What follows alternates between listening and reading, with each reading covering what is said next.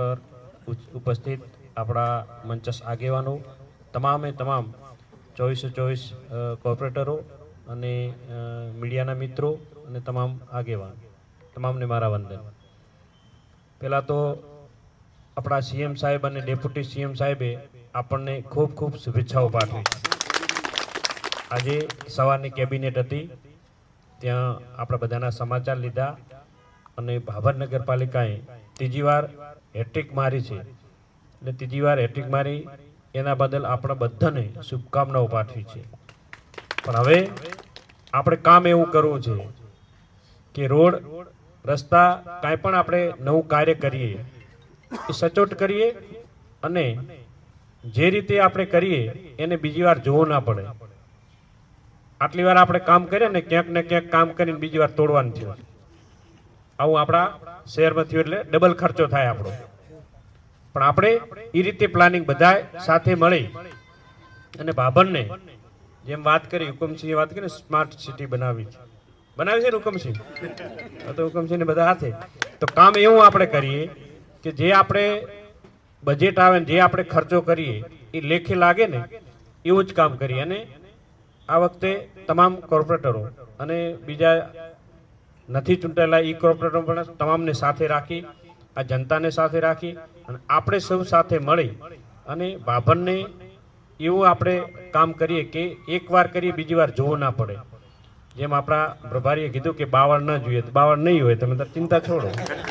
ભાભરની અંદર આપણે બાવળ રાખવાના જ નથી, ત્યાં સારા વૃક્ષો વાવશું. કઈ નહીં, કોંગ્રેસ અને બાવળ બંને આપણે કાઢવાના છે.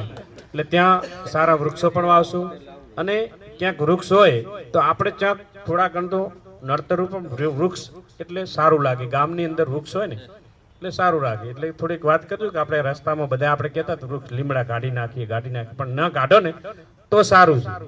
એક લીમડો ઉછેરતા આપણને ઘણો સમય લાગે છે. તો લીમડો છે ને એ ખૂબ ઉપયોગી છે. શંકરભાઈ સાહેબ આપણને હંમેશા કહેતા કે વૃક્ષ ક્યારેય કાઢવું નહીં. એના થોડા ઘણું નડતું હોય ને તોય રાખવું. અહીં બધાએ આપણા બધાએ અહીંના આગેવાનો કહેતા હતા, પણ હું નહડો થયો, કીધું હા કાઢી નાખીએ. એમને અમરલાલ બધા આવતા, ઓલાને બોલાવતો, એમને પણ ટડકાવતો કે ના ભાઈ કાઢી નાખવાના છે. પણ મારા હૃદયની અંદર એવું તો વૃક્ષ ના કાઢીએ તો સારું. અને બધાને પણ એવું હોવું જોઈએ.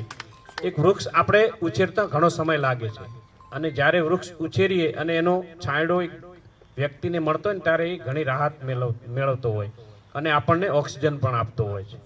એટલે આપણે હંમેશા વૃક્ષ વાવવાનું રાખશું, કાઢવાનું નહીં. બાવળિયા છે ગઢાય, પણ ત્યાં આગળ આપણે વૃક્ષ વાવશું. બાવળિયા જે સારું લાગતું એ કરશું. પણ આ ભાભરની અંદર આપણે જ્યારે બહુમતીથી આ ત્રીજી વાર આપણે હેટ્રિક મારી છે ત્યારે બધા સંકલ્પ લઈશું કે આ ભાભરને સ્માર્ટ સિટી બનાવશું. જ્યાં પણ કામ કરીએ એ નક્કર કામ કરીશું, બીજી વાર એને જોવું ના પડે. જે પાણી ભરાતા હોય, જ્યાં ગટરનું કામ હોય એ કમ્પ્લીટ આપણે તૈયારી સાથે એન્જિનિયરને બોલાવી અને આપણી પૂરી તૈયારી સાથે બીજી વાર એને જોવું ના પડે એ રીતે કામ કરશું. તો સરકારના જે પૈસા આપણે આવે છે એ વેડફાય નહીં અને સચોટ કામ થાય.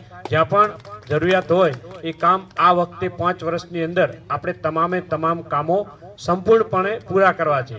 હવે તો જુઓ, આપણી નગરપાલિકા છે અને આપણી સરકાર પણ છે. તમે ઘણા બધા આશીર્વાદ આપ્યા છે. સરકાર પણ આપણી છે અને સરકાર પણ તમે ત્યાં આપણા વિસ્તારમાં લાવી દીધી છે. એટલે કોઈ ચિંતાનો વિષય નથી.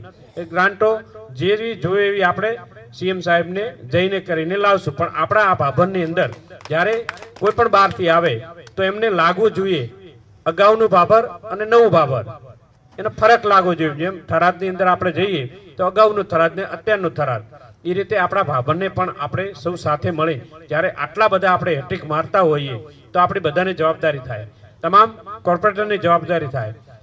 તમામ પોતપોતાનો વિસ્તાર સંભાળી અને પોતપોતાના વિસ્તારની અંદર શું જરૂરિયાત છે એનું એક લિસ્ટ બનાવજો. અને લિસ્ટ બનાવ્યા પછી આપણે સચોટ કામ કરવું છે. કોઈને એવું મતદારને ન લાગવું જોઈએ કે અમારા આ વિસ્તારની અંદર કામ નથી થયું. જેમ વાત કરીને એમ કોઈને આ કામ વિશે આપણા પોતપોતાનો જો આપણે એરિયા સંભાળી લઈએ ને તો કોઈ જરૂરિયાત જ ન થાય.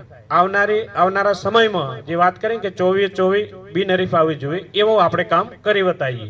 એટલે તમામને ખૂબ ખૂબ શુભેચ્છાઓ અને આપણે સૌ સાથે મળી અને આ ભાભરની અંદર એવું કામ કરીએ કે ભાભરના લોકો હંમેશા આપણને યાદ કરે અને આવતી ચૂંટણીની અંદર 24/24 બિનહરીફ થાય એવું આપણે કાર્ય કરીએ. અસ્તુ ભારત માતા કી જય.